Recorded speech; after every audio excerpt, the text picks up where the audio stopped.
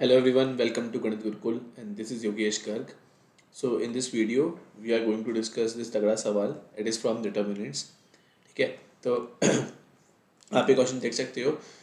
पहले तो उसमें क्या है कि B C dash plus B dash C B dash C dash इस तरीके से ओरिएंटेशंस हैं, राइट.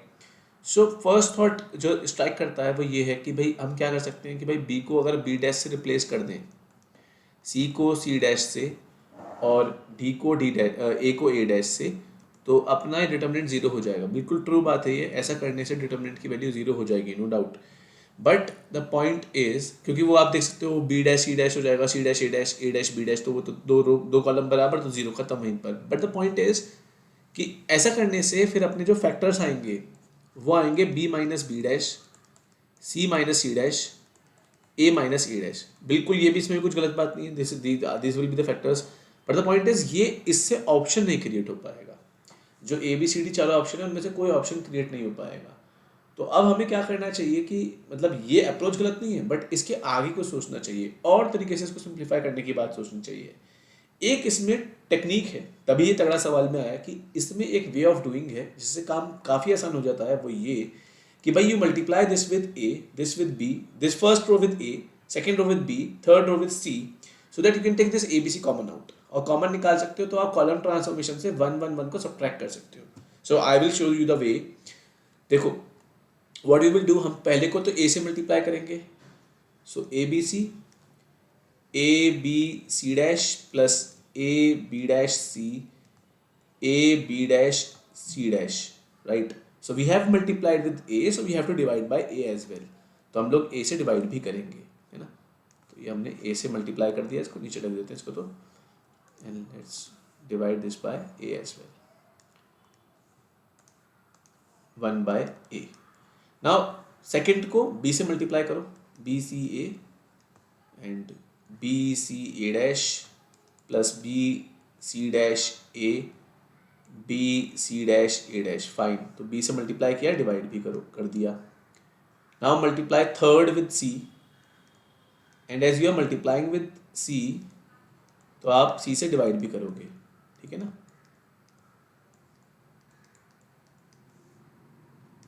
ये काम हो गया. और now what you can do, आप ए बी सी कॉमन निकाल लो. किसमें से? फर्स्ट कॉलम में से you take A B C common. A B C common निकाल लो, ठीक है.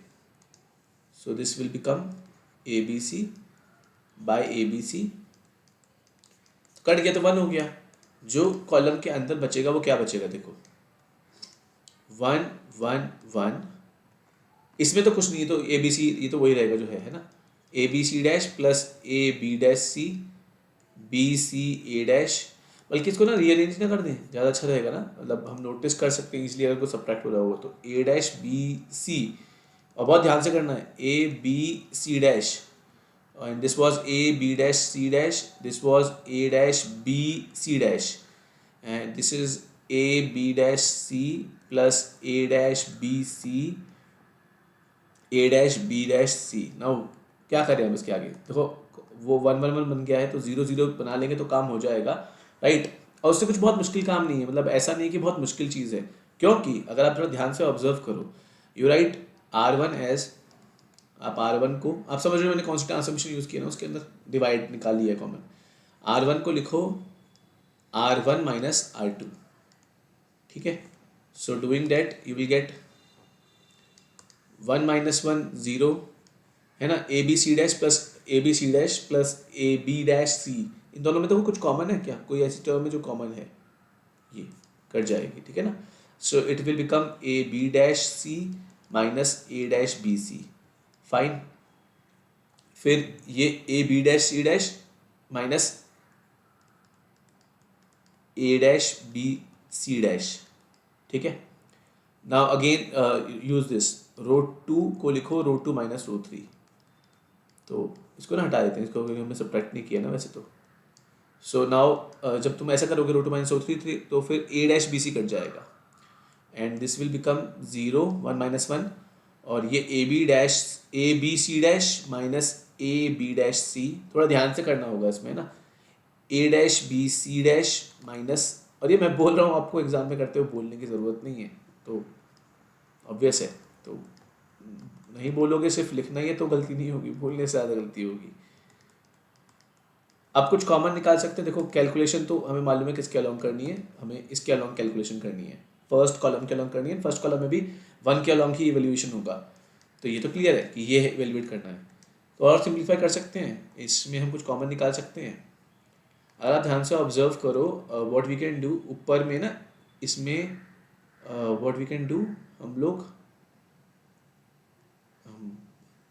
सी कॉमन निकल सकता है इसमें, ठीक है ना, सी, और यहाँ आपका सी डैश, बल्कि मतलब कहने का मतलब है कि A B dash minus A dash भी कॉमन निकलेगा। ज़ीरो है ना ये, तो इसमें से A B dash minus A dash भी कॉमन निकलेगा। क्यों क्यों क्यों, देखो पहले में सी मल्टीप्लिकेशन में, दूसरे में सी डैश है, ऐसा है ना। पहले में आपका सी है और फिर दूसरे में सी डैश। इन दोनों में से व्हाट यू कैन डू, आप B C dash minus B dash C, इसमें ए और इसमें A dash, B C dash minus B dash C, B dash C, so B C dash minus B dash C, so this is zero, this is A, this is A dash. इसको देखने की जरूरत भी है तीसरे वाले को, बिल्कुल भी नहीं। क्यों देखेंगे हम लोग, क्योंकि हमें इसके अलॉन्ग तो इवैल्यूएट करना है, 1 के अलॉन्ग है ना, तो देखना ही नहीं है। अब अगर आप इसका डिटर्मिनेंट इवैल्यूएट करो तो क्या आएगा, A dash C, C minus A C dash, so A B dash minus A dash B C dash minus B dash C, A dash C minus A C dash, A C dash. The point is the option will be, जैसे आपका इस तरह का जो होगा cross में है ना, ये C option. So this question was good, क्योंकि इसमें क्या अप्रोच यूज़ करनी इसलिए इंपॉर्टेंट था, करते समय बहुत ध्यान से करना है इसलिए भी इंपॉर्टेंट था। तो मेन पॉइंट ये कि आपने ये जो ए से मल्टीप्लाई, बी से मल्टीप्लाई, सी से मल्टीप्लाई किया कॉमन आउट लेने के लिए, this was the main approach of this question, right. Determinants में ऐसा बहुत क्वेश्चन में होता है, सो हमें अब इसमें ये सीखना है कि हमें ऐसे अप्रोच करना है। आप इसको चाहो तो ब्रेक कर सकते थे, लेकिन तब भी ये वाली बात सोचना इसमें बहुत अच्छा था। पता है मतलब इसमें बहुत सारे वेज ऑफ एक्सपेंशन होते हैं, सारा रूल ऑफ एक्सपेंशन होता है, रोज के अलॉन्ग, कॉलम के अलॉन्ग, लेकिन उसमें जब आप ऐसे करते हो कि कॉमन निकालते हो, 1 1 1 आता है, जीरोस बनाते हो, तो वो एक पर्टिकुलर वे ऑफ डूइंग है, क्योंकि वहाँ क्या गलती नहीं होगी। तो लेकिन कॉमन निकाल नहीं सकते थे यहाँ पे, तो इसलिए जानबूझ के ए से बी से सी से मल्टीप्लाई किया और फिर डिवाइड भी किया। तो ये अप्रोच हमें बिल्कुल बिठानी दिमाग में, ठीक है ना। So I hope this was clear to everyone. थोड़ा सा इसको स्क्रीन को जूम आउट कर देता हूँ, थोड़ा आराम से देख लो तसल्ली से।